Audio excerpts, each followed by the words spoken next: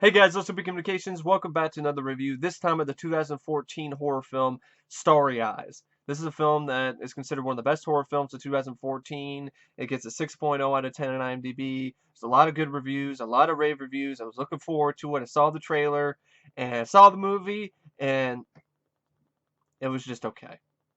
It was just, it was all right. It was decent. I thought it wasn't worth the hype.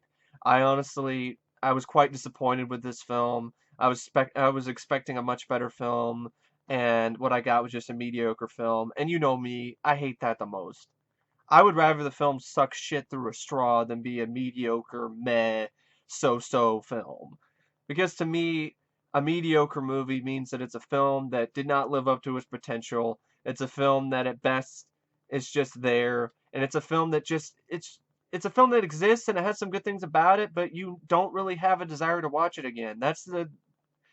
And I don't like that. I'd rather films suck or I'd rather the film be good. I don't want it to be in between because being in between sucks the most shit to me personally. Because if it sucks shit, then okay, I can just say nothing about it works and it's just a terrible film. But if it's both good and bad, then that just sucks the most because you can't really praise the film. You can praise some of it, but then again, there's other parts of it that suck. So you can only end up taking the middle ground, and it ends up being a very unsatisfying film. And that's what I felt Starry Eyes was. I thought it was very unsatisfying. I thought it was disappointing. And I think personally it's a little bit overrated. If you like the film, I have no problem with that. Um, I think that's great. Different opinions are what makes this world interesting. It's just a film that I expected so much more from, and it didn't give me enough, so to speak. And the film is, I mean, there's some good things about it, which I'll get into later. But I mean, let's just go down the cast and what's going on with the film. It's directed by Kevin Kolsch and Dennis Widmeyer, who also helped write the movie. It stars Alex Essoe as the film's lead, Sarah. You have Amanda Fuller, who plays Tracy, Noah Segan, who plays Danny, Fabianne Therese is Aaron, who's a very annoying character who I wanted to die very early on in the film, but she lasted an hour and 14 minutes, if not longer, into the film's 98-minute long running time, much to my dismay. Shane Coffey plays Poe, Natalie Castillo plays Ashley, Pat Healy plays Carl, Nick Simmons plays Ginkgo, a character I didn't even know even he was completely I mean, not necessarily unrecognizable, just forgettable. I didn't even know he was in the movie until I checked the credits. Maria Olsen plays the casting director for Astraeus Pictures, which is this production company, and the film, a fictional production company that is producing a horror film called The Silver Scream that our lead Sarah is auditioning for. Marc Center plays the assistant. In my opinion, he's a terrible actor, does a terrible job in this film. Louis Dezseran plays the producer, Astraeus himself. He doesn't do much better.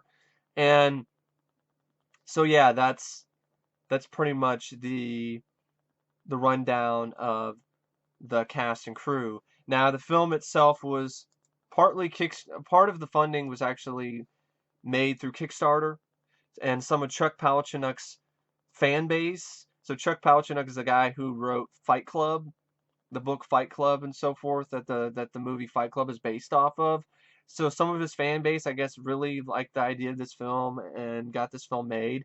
And in that respect, I think that's cool because there are I'm glad the movie was made because there are some great visuals, but mainly I'm glad the movie was made so the soundtrack exists because the soundtrack is a real standout. The soundtrack is awesome.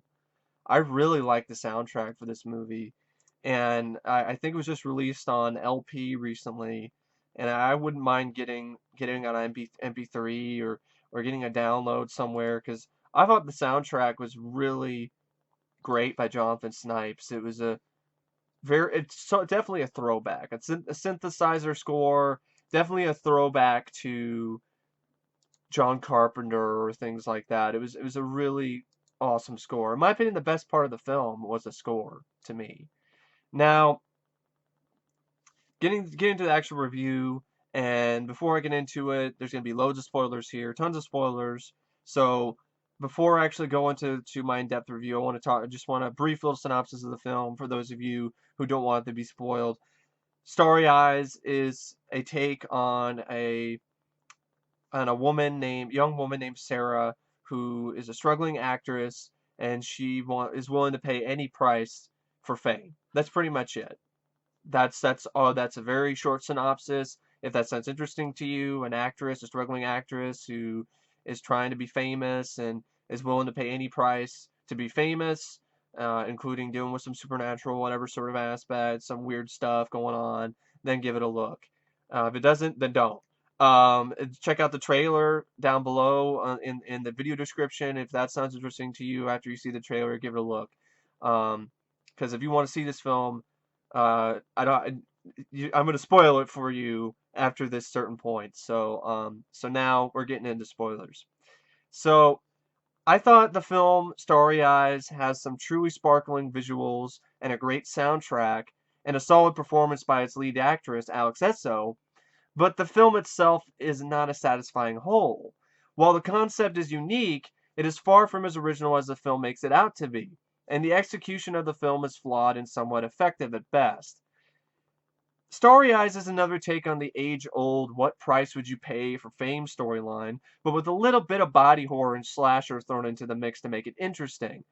Starry Eyes centers around a young struggling actress named Sarah, played by Alex Essoe, who's willing to do anything to become a movie star.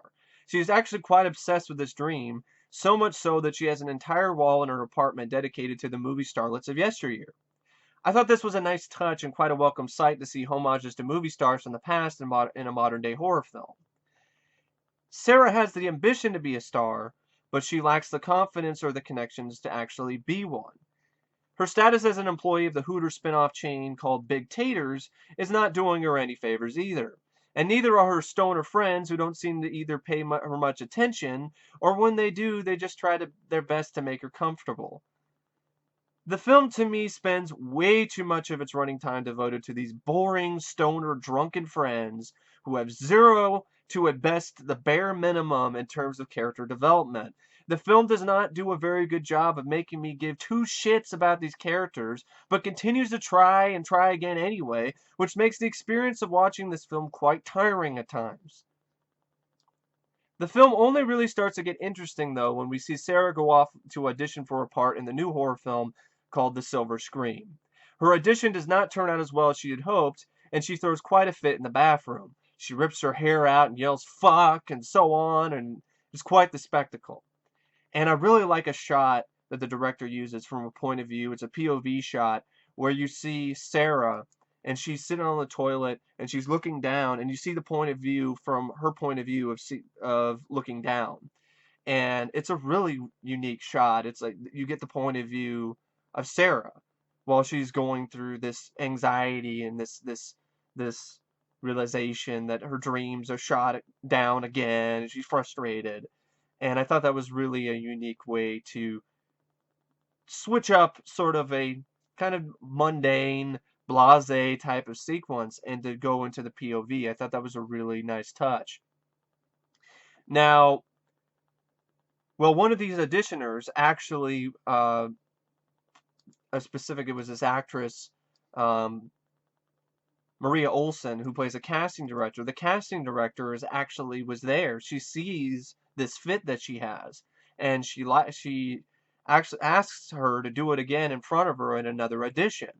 And Sarah complies with this, and this is where we really see that Sarah has some serious issues, some mental issues. Ever since she was a kid, in order to deal with anxiety and to focus on things, she'd like rip her hair out. So there's something going on with this character. She's a bit neurotic. She's got some issues of her own to deal with. Now, so, but the film does not really delve into those issues that much. It explains it a little bit, like why she does it, but I still think it's a nice character quirk regardless. Well, the casting director and her assistant are from the production company Astraeus Pictures, and they are really impressed with her second audition. So they asked her to come back for yet another audition, a third audition. And this audition, they asked her to bare everything and to strip naked so they can see her true self. And as she does this, the director shows off a very disorientating mix of bright lights and freaky images and sound that leaves the viewer breathless. I thought these were some really impressive shots in the film, and the film has really a lot of these sequences. It has a number of these sequences. there are more than a few of these really impressive visuals and really well set up and edited sequences. And they're a real standout. But it's like you're looking at a pretty picture, but there's not much substance there. That's kind of how I felt kind of about this movie. It's it's like you get a turkey leg, but there's not much meat on the bone, so to speak. The little bit of meat that's on the bone is delicious and tastes good, but there's not a lot of it. And that's how I feel about this movie. That's why I feel it's just a decent film. I don't think it's a great film. I don't think it's an amazing accomplishment. But I think as a whole, but I think that some of the shots in this film definitely are amazing and definitely are a real accomplishment. It's just it's kind of a frustrating film to talk about because it's so it has what it has that it does right is great, but what it has that doesn't do it very well is not very good. And that's what makes it frustrating. And so Astreus is so impressed by this second edition that they ask this actually it's his third edition. This third edition that she had. So they ask Sarah to meet with the producer in person. And Sarah, she's ecstatic, so she quits her job at Big Taters and then she heads to the meeting. And this is where things get really rapey. And she doesn't want this old perv's hands down her snatch, so she runs off. And then this is where the film goes the cliched route of trying to get her job back, realizing that things aren't going to work out, because she tries to see if she can get an acting role with maybe from her friend. Well, it's not really, it's kind of a friend of hers, but it's merely a mutual acquaintance. It's kind of a stoner guy. He lives in a van. Might as well be living in a van down by the river.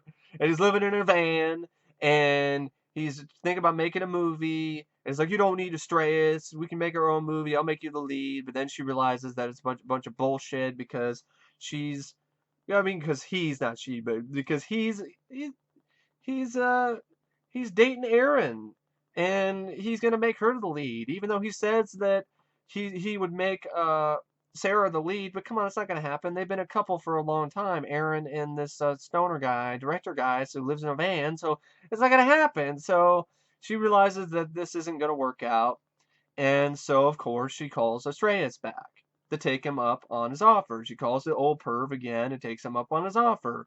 So she takes him up. He gives her. She calls up Astreus. The assistant, the casting director gives her an address. She goes there. It's Astreus's mansion. She goes in there, asks him, "Do you want me to do anything for a role? Do you want me to do some lines? I'm sorry." Pretty much what he says. Suck my dick. So she sucks his dick, and then the next morning she starts to feel like shit, and her condition then starts to rapidly deteriorate. She starts to look like she's a meth head. Uh, and she feels like shit, she's puking, and so forth. And this is where the body horror aspect of the film starts to take shape. And this is something I was really interested in because this is the kind of stuff that I was like, oh, body horror. I'm a big fan of David Cronenberg, and I really like David Cronenberg, and I like body horror films. And I was seeing the reviews, and I was seeing the trailer, and they talk about the body horror aspect and how interesting and unique it is. And excuse me for a sec, I just got this something on my glasses that's just driving me nuts.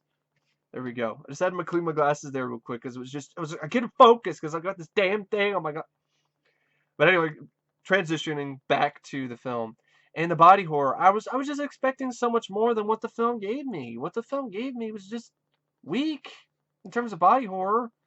The body horror aspect of The Price of Fame is ingenious, but the film doesn't go very far with it, and that is incredibly disappointing. It does not break any new ground when it comes to that particular genre. In fact, it covers old ground with scenes where the lead actress Sarah, played by Alex Essoe, she pulls off one of her fingernails.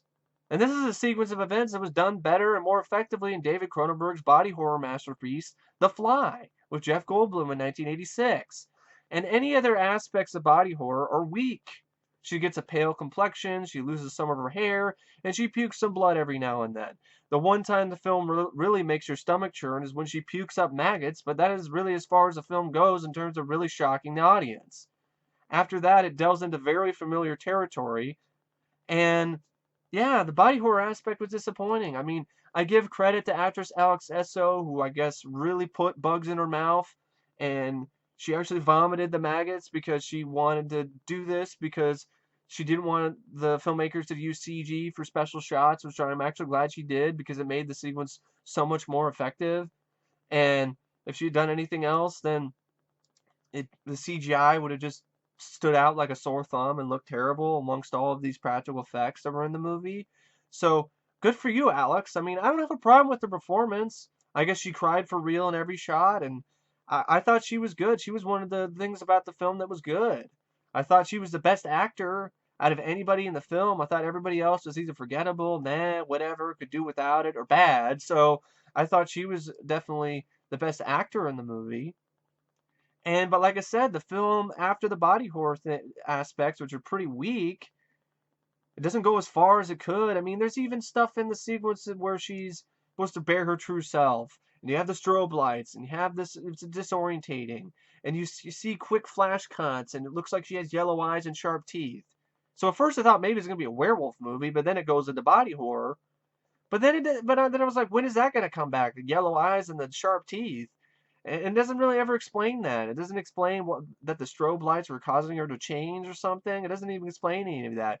We don't even know the history of Estrella's pictures. I think that would be interesting to know. What about these other stars? Why did they leave? Why is Estrella a struggling production? Why is it a struggling production company? There's a line of dialogue. One guy says, "Oh, it's Estrella is not what it once was, but hey, it's a production company. They're still a pretty big production company. Maybe they're back on their way up." It just doesn't really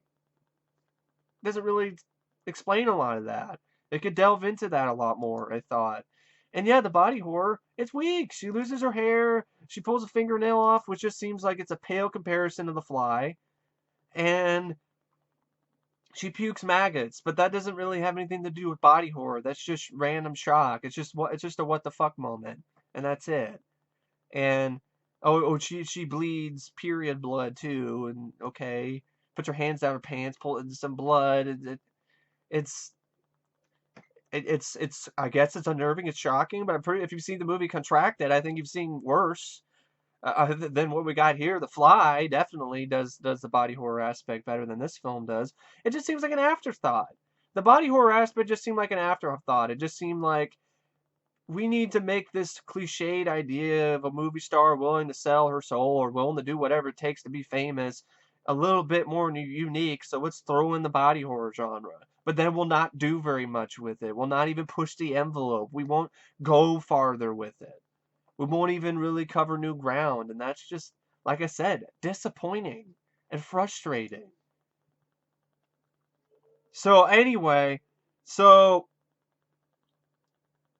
then after the body horror sequences, which are pretty weak, then it ends up going into familiar territory. The Sarah starts, she gets a call, she's starting to feel horrible, so she gets a call from Straya saying you need to pay the price in order for you, I'm dying, yeah, she is dying, because remember he said a line of dialogue that said you need to let your old self die so you can be reborn, and you need to pay a price, you need to pay the ultimate price, and it's a sacrifice, and so she decides to murder her friends. So it becomes a very familiar type slasher type sequence of events where Sarah starts murdering her friends with knives and blunt objects. The practical gore effects here are really good, and the sequence and these sequences are actually some of the most memorable that the film has to offer because they're effectively brutal. And finally, Aaron's annoying ass gets fucking killed, but she still takes a while to die. And there's one kill that I thought really was a standout where she takes a blunt object and she bashes some poor girl's head in multiple times, leaving nothing but a bloody jello mold where her head used to be. At least that's what it was just brutal. Straight up brutal. Just boom, boom, boom, boom. Just blood everywhere and just brains and just completely caves her head in, and it's practical, and I thought that was effective. But then the other kills were kind of, I don't know, they were bloody, but they were fairly lame, to be honest. They were just boring old stabbings. There's nothing really new. And after she sacrifices her friends, she kills them. She is then met by some mysterious men in black robes and black masks who escort her to a secret meeting with Estrellas' high brass. And so she can be reborn. And I don't know, when I saw these black men and these guys in black robes, it reminded me of Shaun of the Dead. No, it wasn't really Shaun of the Dead. It reminded me of another film that those guys did, Hot Fuzz. It reminded me of Hot Fuzz. I was like, can I watch Hot Fuzz? It's like, I'd rather watch Hot Fuzz. And so she's escorted to this meeting, and then she ends up getting buried alive. They bury her alive and put a star emblem out of lights over her grave. And then you show a sequence from inside her grave where it looks like she is butt naked and she's struggling to escape what looks like a cocoon, and there's blood all over it. And it's definitely a scene that stands out. These directors definitely know what they're doing. I just thought the story, the screenplay itself didn't have a lot to it. And it's kind of dull. The film was kind of dull, and it was slow paced. And so, yeah, but there are some really good scenes. And then the next morning, Sarah then digs herself out of the earth, and she sees a birthday present given to her by Estrellas. And her appearance here is quite striking because she's not only butt naked, but she's bald too. And I thought that really brought to mind comparisons in my mind to Persis Kambata's character Leah from Star Trek: The Motion Picture. You know, V'ger. And refreshed, Sarah then picks up the present, and then she heads back to her apartment, and where she promptly sucks her roommate's face till she is dead. She just kisses her, one suck face. You see her eyes have changed into this really eerie shade of green, emerald green. And yeah, she's the girl with the green eyes. This eyes of green. She's the girl with the green eyes. Lopan would definitely want to have her as one of his concubines, so to speak. And Lopan would definitely like those green eyes. And she also has like longer fingernails, which kind of look like claws. And so she kills her roommate. It's not much. She kisses her, and then blood kind of falls out of the roommate's lips. It's not really much of a death scene, really. And then she opens up her gift, her present, and it has a dress in it and a wig. And so she puts on the new dress, she puts on the wig, she puts on the makeup that she was given as well, and a star necklace, which is definitely the film's reference to the devil or the pentagram, so to speak. And she officially begins her new life as a movie star. And then the film ends. It has a really awesome end credits score, which ultimately I thought was better than the whole film, but that's just me personally. And in the end, I was really disappointed with Starry Eyes. I mean, from all of the rave reviews the film has gotten, I was truthfully expecting a much better film than what I saw. What I saw was a film that had a story that did not feel like it needed 98 minutes to be told.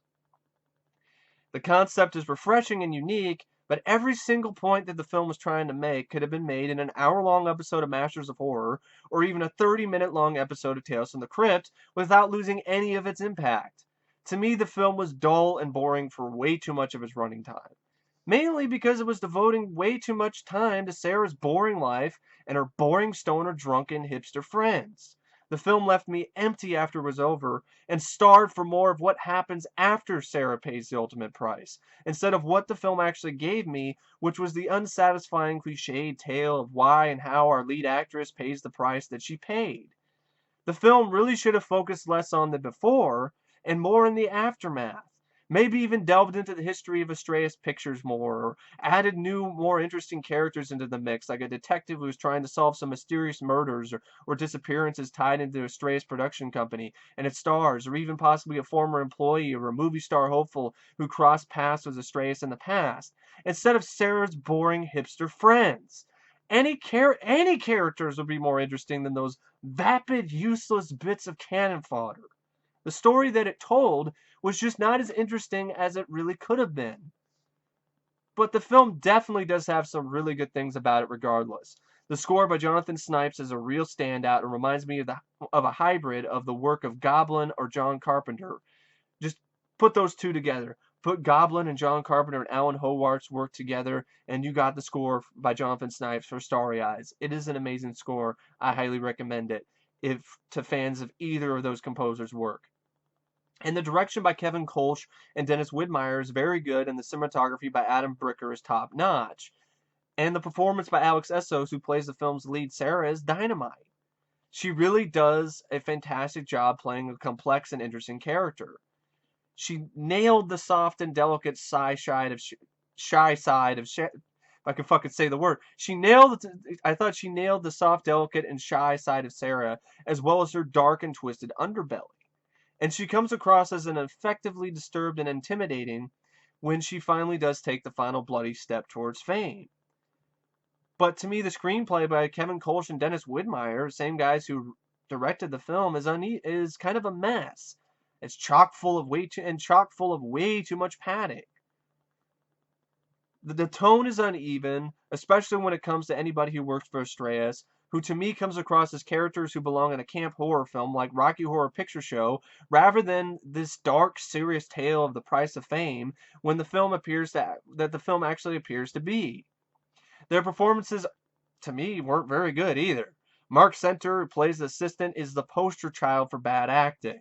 And Louis Dezseran is chewing up so much scenery and hamming it up so much with his performance, you expect him to have a plate of ham in front of him while he is shoveling piece after piece of the film's scenery right into his mouth.